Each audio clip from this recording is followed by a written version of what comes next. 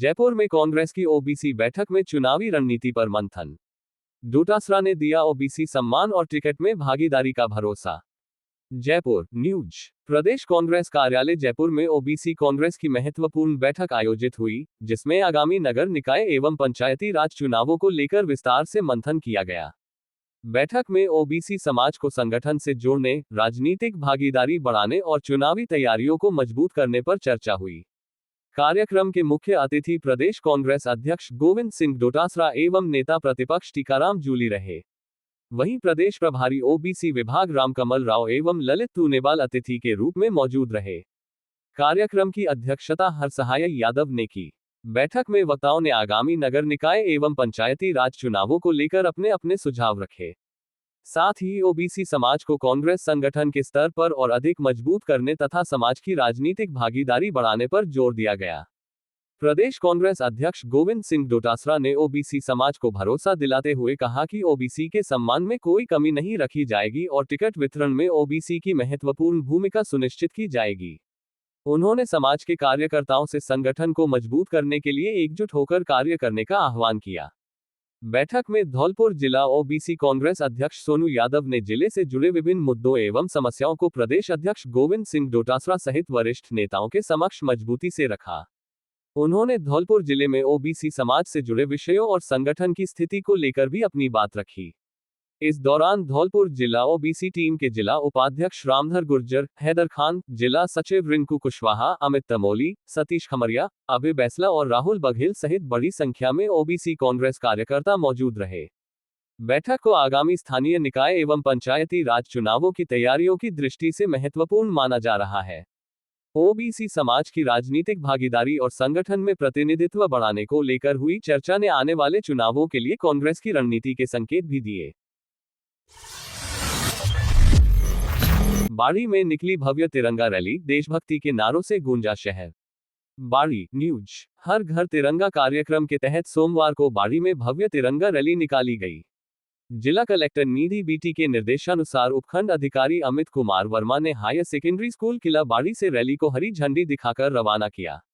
Rally में सैकड़ों स्कूली बच्चों ने हाथों में तिरंगा लेकर उत्साहपूर्वक भाग लिया और देशभक्ति के नारों से शहर को गुंजायमान कर दिया। नायब तहसीलदार उत्तम चंद्र बंसल ने भी रैली में शामिल होकर बच्चों एवं आमजन का उत्साहवर्धन किया। रैली किला गेट, कोटपाड़ा, महाराज बाग, भारद्वाज मार्केट और पुराना बाजार होते हुए वापस हायर सेकेंडरी स्कूल पहुंची, जहां समापन हुआ।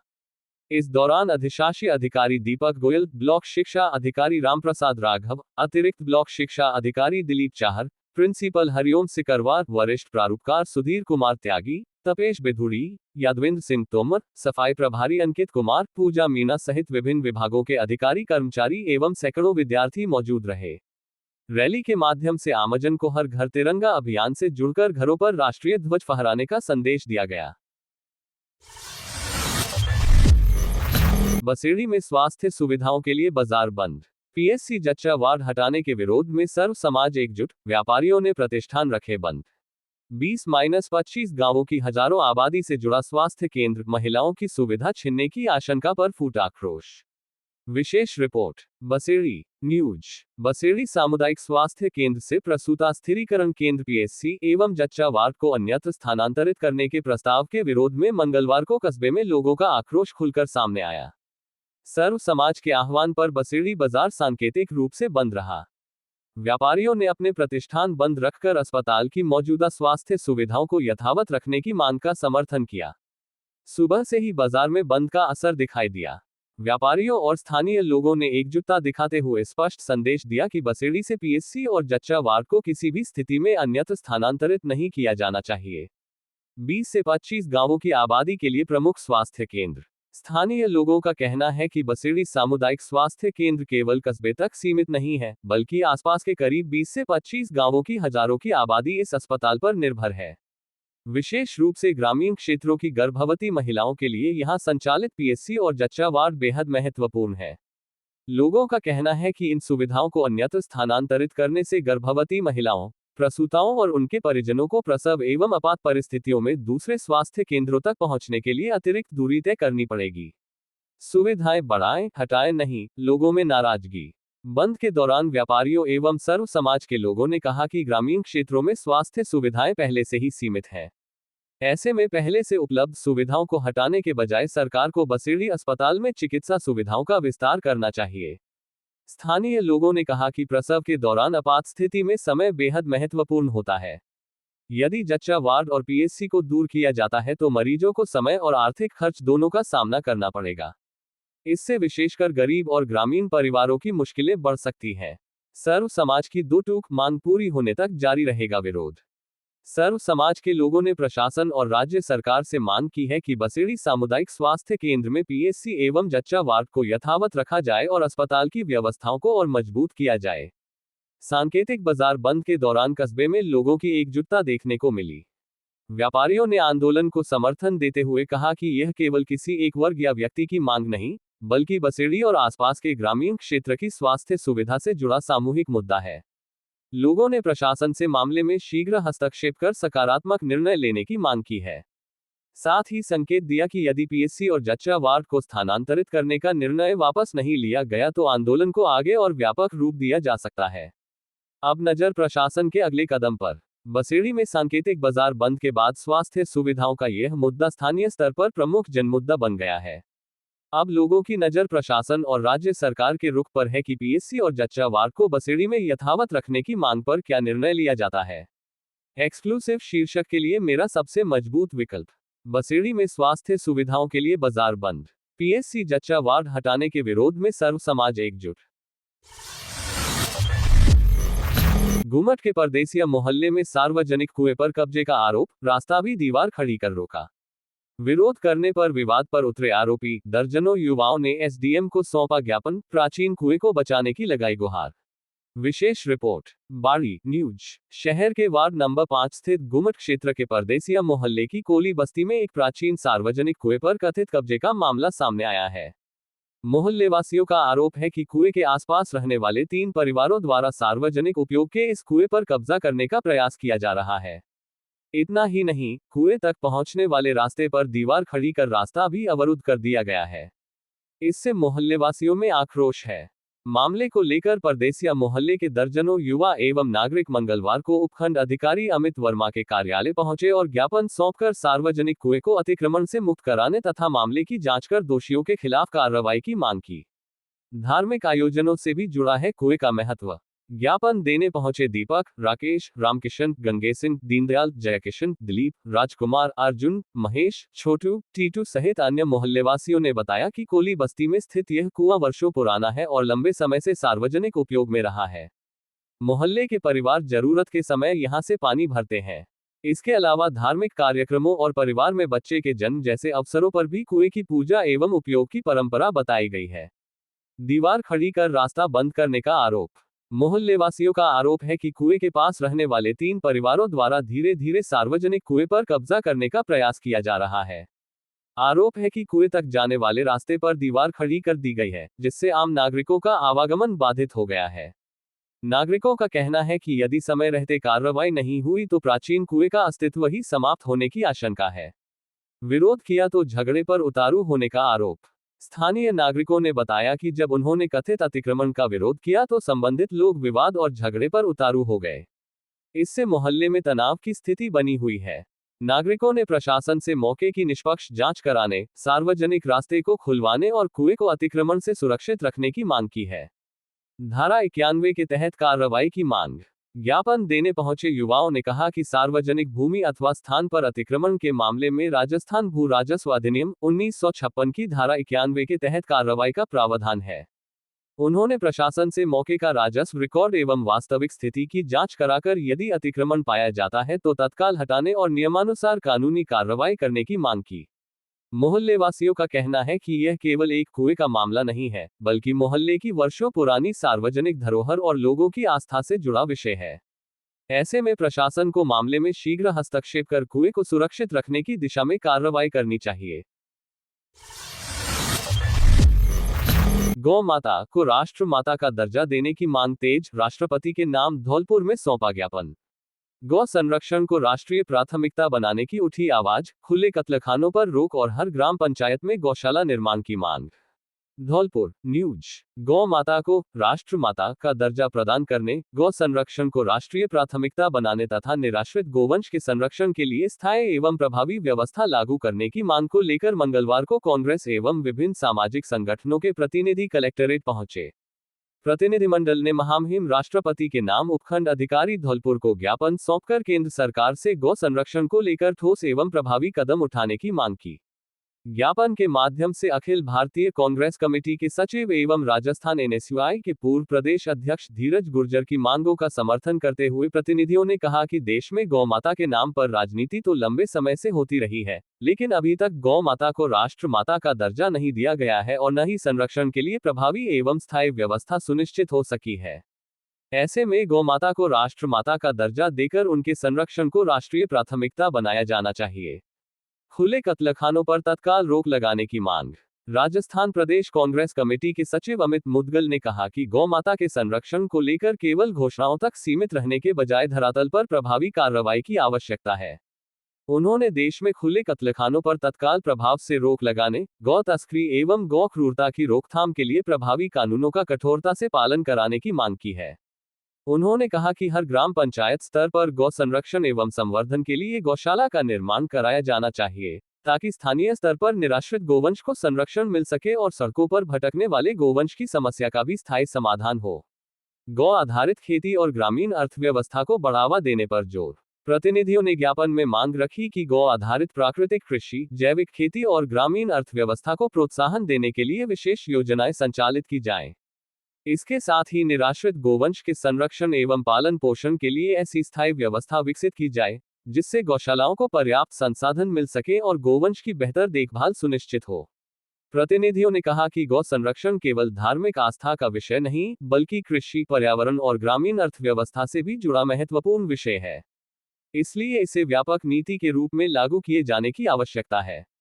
इन प्रमुख मांगों को लेकर सौंपा ज्ञापन। ज्ञापन में गौ माता को राष्ट्र माता का दर्जा देने, गौ संरक्षण को राष्ट्रीय प्राथमिकता बनाने, खुले कत्लखानों पर रोक लगाने, गौ तस्करी एवं गौ क्रूरता के विरुद्ध प्रभावी कानूनों का कठोरता से पालन कराने तथा प्रत्येक ग्राम पंचायत स्तर पर गौशाला निर्माण सहित निराश्रित गोवंश के लिए स्थायी संरक्षण व्यवस्था सुनिश्चित करने की मांग प्रमुखता से उठाई गई।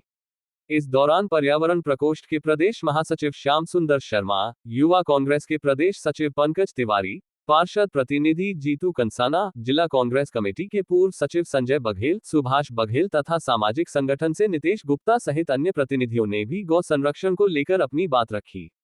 ज्ञापन कार्यक्रम में एनएसयूआई के प्रदेश सचिव योगेश शर्मा, सेवादल के पातीराम कुशवाहा, प्रवीण बघेल, धर्मेंद्र कुमार, सोनू गुप्ता, कमल सैनी, सुरेश बघेल, किशोर कुमार, आदेश भटनागर और राकेश कुमार धाकड़ सहित सामाजिक संगठनों एवं कांग्रेस के पदाधिकारी एवं कार्यकर्ता मौजूद रहे। 17 से 20 अगस्त तक गूंजेगा हर हर महादेव। धौलपुर जिले में निकलेगी द्वितीय जिला स्तरीय सनातन धर्म हिंदू जागरण शिव यात्रा। सरमथुरा से शुरू होकर बाड़ी, बसेड़ी, सैंपो, मनिया और राजाखेड़ा पहुंचेगी शिव यात्रा। अचलेश्वर महादेव मंदिर पर जलाभिषेक के साथ होगा भव्य समापन। विशेष रिपोर्ट। धौलपुर न्यूज। धर्म की रक्षा, संस्कृति के संवर्धन और हिंदू समाज में जागरण का संदेश लेकर द्वितीय जिला स्तरीय सनातन धर्म हिंदू जागरण शिव यात्रा 2026 का आयोजन 17 से 20 अगस्त तक धौलपुर जिले के विभिन्न कस्बों में किया जाएगा। 4 दिवसीय इस शिव यात्रा को लेकर आयोजकों एवं संत समाज ने तैयारियां शुरू कर दी हैं। यात्रा के दौरान जिले के प्रमुख धार्मिक स्थलों पर दर्शन पूजन के साथ विभिन्न कस्बों में नगर भ्रमण किया जाएगा। अंजनी पाराशर, जिला संयोजक हिंदू जागरण मंच, जिला धौलपुर ने जानकारी देते हुए कहा है कि यात्रा का शुभारंभ 17 अगस्त को दोपहर 12 बजे श्री महाकालेश्वर मंदिर सरमथुरा से होगा। इसके बाद शाम 5 बजे मां राजराजेश्वरी कैला माता मंदिर से बाड़ी नगर भ्रमण किया जाएगा। यात्रा में बड़ी संख्या में श्रद्धालुओं के शामिल होने की संभावना है। 18 अगस्त को बसेड़ी और सैंपो में होगा नगर भ्रमण। शिव यात्रा के दूसरे दिन 18 अगस्त मंगलवार को प्रातः 9 बजे नहर कोठी आश्रम बसेड़ी से यात्रा प्रारंभ होकर बसेड़ी नगर भ्रमण करेगी। इसके बाद शाम 4 बजे सैंपो महादेव मंदिर में दर्शन किए जाएंगे और पार्वती नदी से सैंपो नगर भ्रमण किया जाएगा। 19 अगस्त को मनिया और राजाखेड़ा में आयोजन। यात्रा के तीसरे दिन 19 अगस्त बुधवार को प्रातः 9 बजे विरांधा धाम से यात्रा प्रारंभ होकर मनिया नगर भ्रमण करेगी। वहीं शाम 4 बजे राजाखेड़ा पुलिस चौकी से राजाखेड़ा नगर भ्रमण किया जाएगा। अचलेश्वर महादेव पर जलाभिषेक से होगा समापन।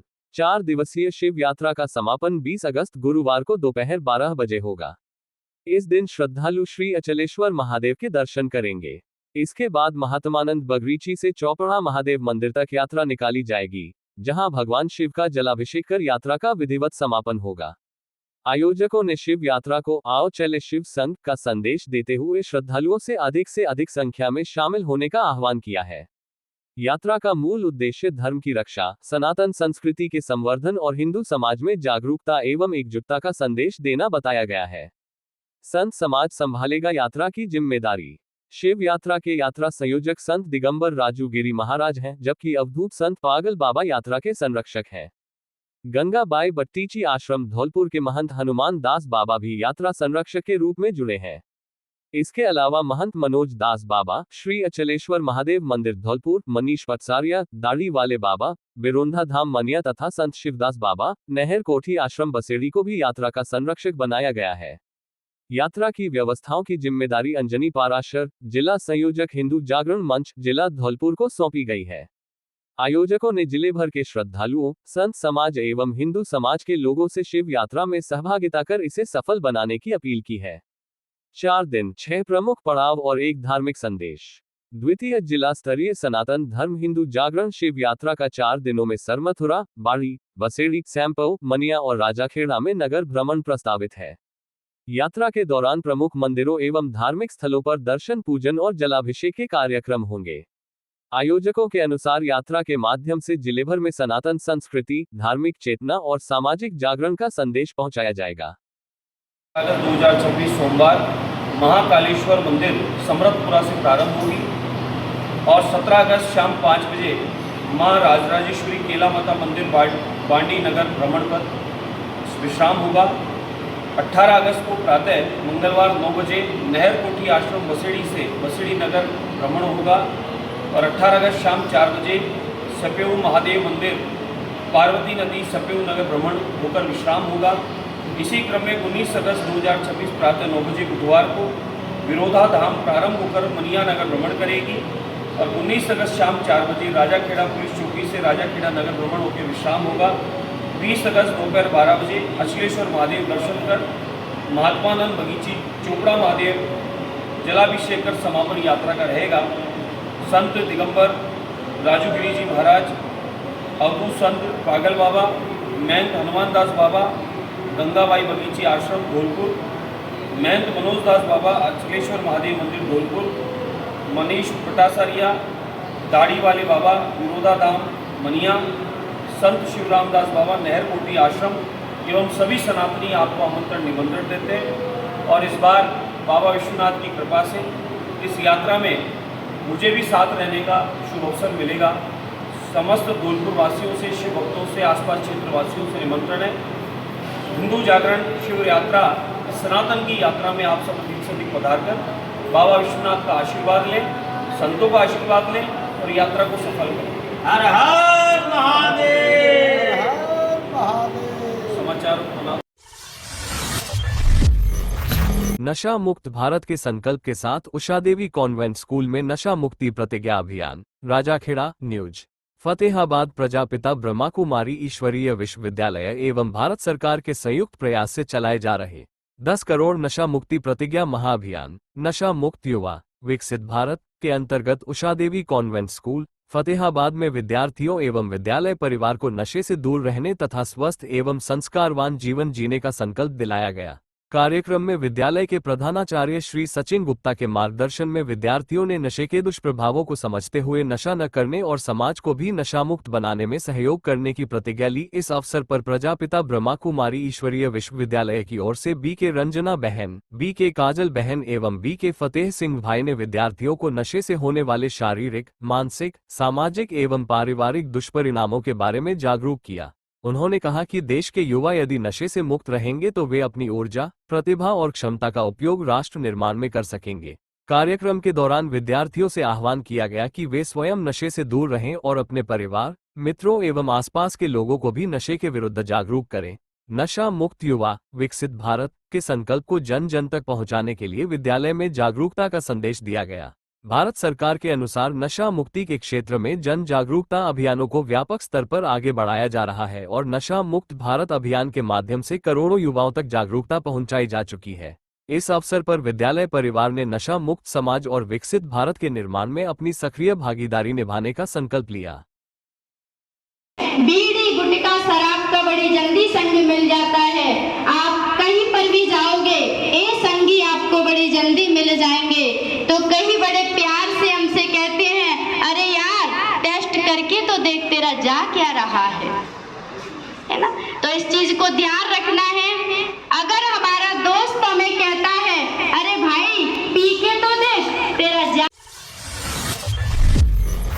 एबीवीपी राजाखेड़ा ने छात्र संघ चुनाव को लेकर किया विरोध प्रदर्शन, मुख्यमंत्री के नाम सौंपा ज्ञापन। राजाखेड़ा न्यूज। मंगलवार को विद्यार्थी परिषद राजाखेड़ा के कार्यकर्ताओं ने मुख्यमंत्री के नाम ज्ञापन दिया। नगर मंत्री अनिल कुमार ने बताया कि प्रदेश में पिछले 3 वर्षों से महाविद्यालय तथा विश्वविद्यालय में छात्र संघ चुनाव नहीं हुए हैं, जिसके कारण छात्र हितों का हनन हो रहा है। विश्वविद्यालय अपनी मनमानी से चल रहे हैं, छात्रों से मोटी फीस वसूल कर रहे हैं तथा रिजल्ट को भी अपनी मनमानी से दे रहे हैं। भाग संयोजक गोविंद पतंजलि ने बताया कि एबीवीपी राजाखेड़ा ने रिजल्ट को लेकर पूर्व में भी ज्ञापन के माध्यम से हमने भीख मांगी है कि छात्र छात्राओं के रिजल्ट को सही से दिया जाए। पूर्व छात्र संघ अध्यक्ष सुखवीर सिंह ने बताया कि विश्वविद्यालय छात्र छात्राओं को अपनी उच्च शिक्षा की पढ़ाई से जानबूझकर वंचित कर रहे हैं।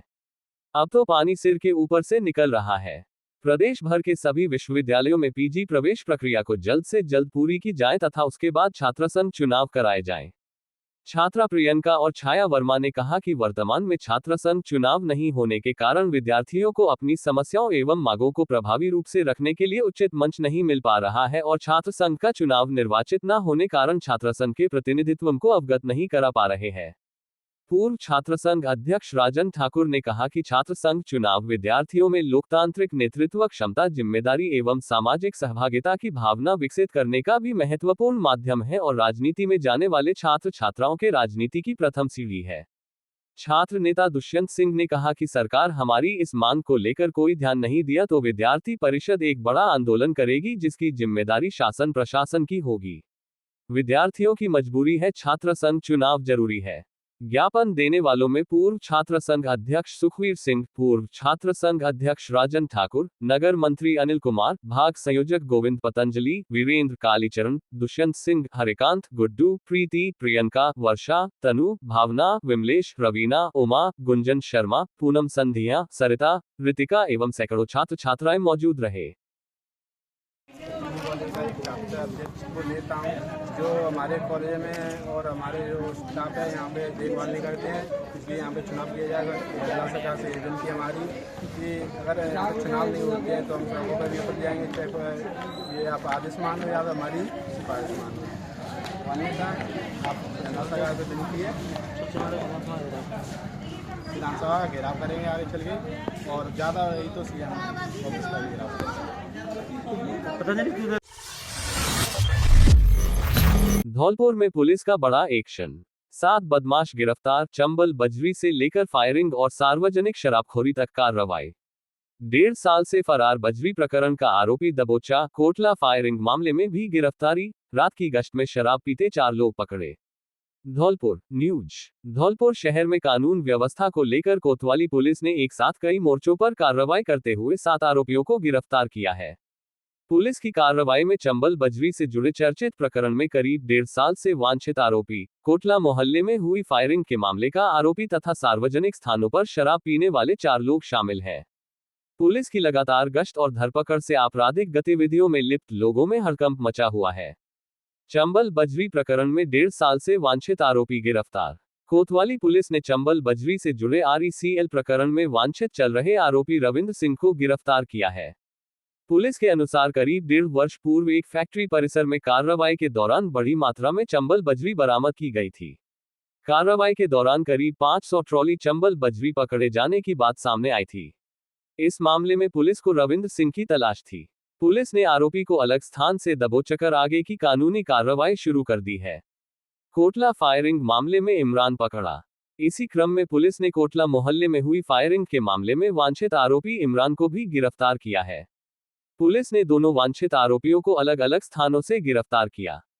गिरफ्तारी के बाद पुलिस आरोपियों से प्रकरण के संबंध में पूछताछ कर रही है तथा नियमानुसार आगे की कार्रवाई की जा रही है। रात की पैदल गश्त में सार्वजनिक शराबखोरी पर शिकंजा। कानून व्यवस्था को मजबूत करने के लिए कोतवाली थाना प्रभारी रामकिशन यादव के नेतृत्व में पुलिस टीम ने शहर में रात के समय पैदल गश्त की। इस दौरान जगन चौराहे पर 2 व्यक्ति सार्वजनिक स्थान पर शराब का सेवन करते हुए मिले। पुलिस ने दोनों को मौके पर ही गिरफ्तार कर लिया। इसके बाद पुलिस टीम ने घंटाघर क्षेत्र में भी कार्रवाई की, जहां 2 अन्य व्यक्ति सार्वजनिक स्थान पर शराब पीते पाए गए। पुलिस ने उन्हें भी हिरासत में लेकर नियमानुसार कार्रवाई की।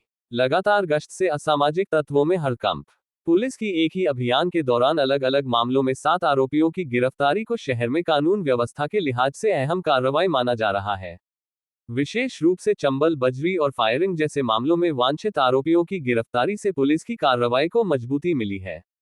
पुलिस अधिकारियों के अनुसार शहर में सार्वजनिक स्थानों पर शराबखोरी, आपराधिक गतिविधियों और असामाजिक तत्वों पर अंकुश लगाने के लिए गश्त एवं निगरानी लगातार जारी रहेगी। पुलिस की देर रात तक चलने वाली पैदल गश्त और संदिग्ध गतिविधियों पर नजर से शहर में कानून व्यवस्था बनाए रखने का प्रयास किया जा रहा है। महाकाल के दर्शन से पहले मातम में बदला सफर। डंपर में घुसी कार, धौलपुर के मां, बेटे और बहू की मौत। NH 52 पर ओवरटेक करते समय हुआ भीषण हादसा, ड्राइवर सहित 2 घायल, कार में सवार दोनों बच्चे बाल बचे।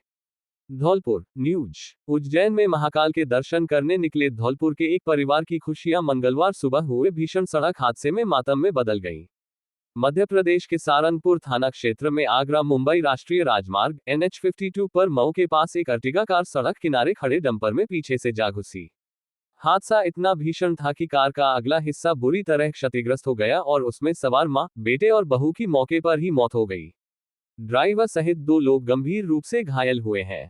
हादसा मंगलवार सुबह करीब 5:30 बजे शिमला होटल के सामने हुआ।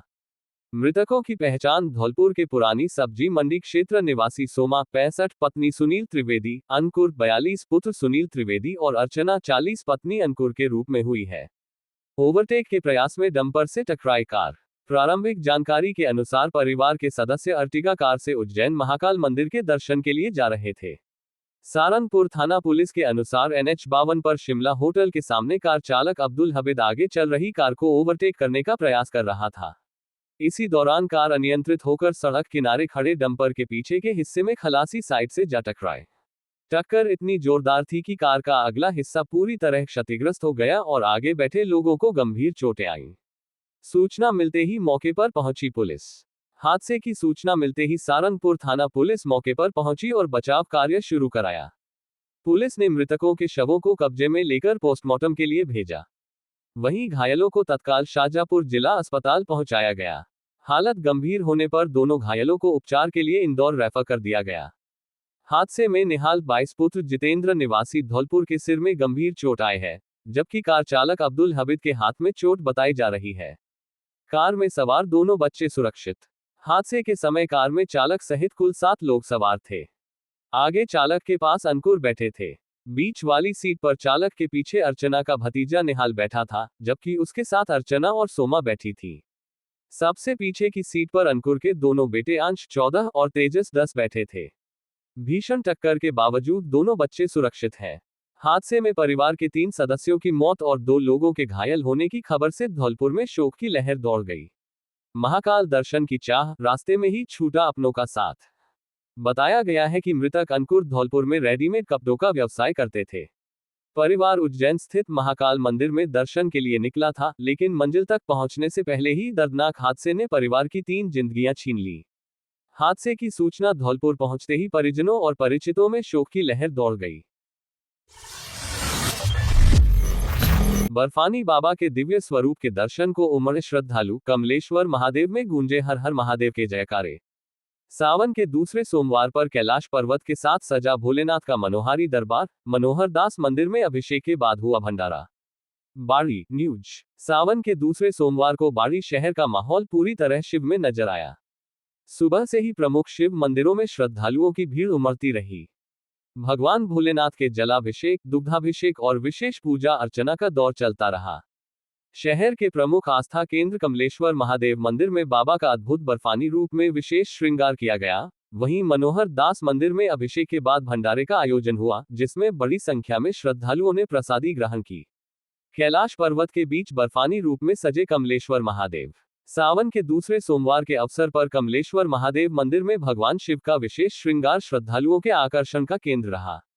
मंदिर में भोलेनाथ को कैलाश पर्वत की प्रतिकृति के बीच बर्फानी बाबा के स्वरूप में सजाया गया। बर्फ से ढके कैलाश पर्वत के बीच विराजमान भगवान शिव का अलौकिक स्वरूप देखकर श्रद्धालु भाव विभोर हो उठे। विशेष श्रृंगार के बाद मंदिर में आरती का आयोजन किया गया।